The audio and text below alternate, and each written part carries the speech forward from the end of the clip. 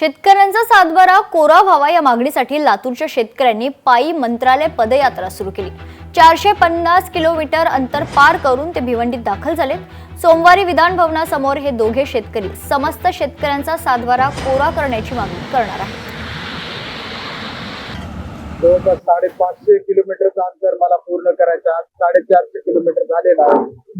माझ्या शेतकरी बांधवाचे कर्ज माफ झालं पाहिजे, त्यांना भावांतर योजना लागू झाली पाहिजे। त्यांना फरकाचे नापेडकरी ऑनलाईन केलेल्या सोयाबीनची, हरभऱ्याची, तुरीची, न खरेदी झालेल्या धान्याची फरकाची रक्कम मिळाली पाहिजे। 1 रुपयाच्या पैकीला हा GR रद्द केलेला जो पुन्हा लागू केला पाहिजे।